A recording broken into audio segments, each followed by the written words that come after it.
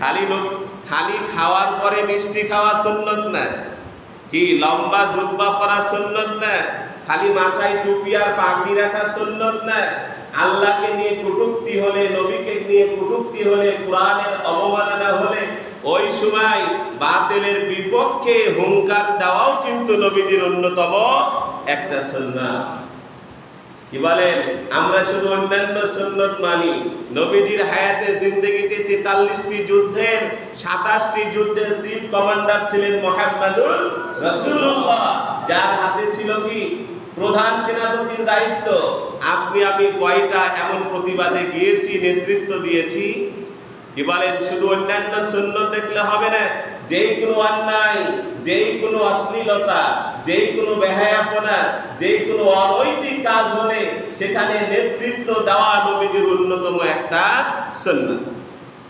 আমরা আজকে এটা ভুলে যাওয়ার কারণে সমাজে অশ্লীলতা বেড়ে গেছে, গুনাহের কাজ বেড়ে গেছে, সমাজে কি বলেন অত্যাচার জুলুম বেড়ে গেছে, দেশে বেড়ে গেছে, সারা পৃথিবীতে বেড়ে গেছে।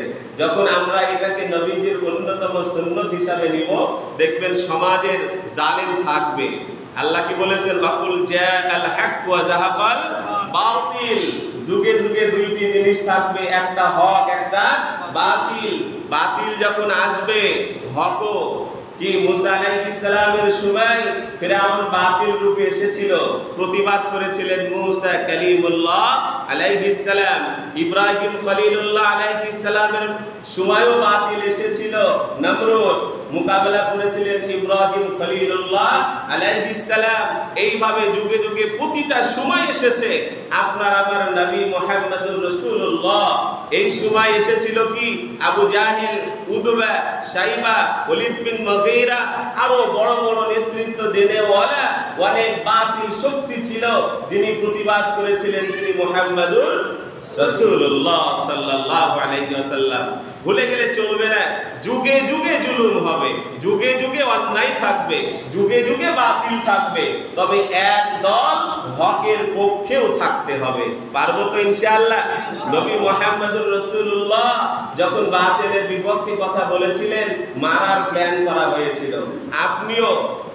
আপনিও যদি গোল আলু হয়ে চলেন, গোল আলু বুঝেন তো?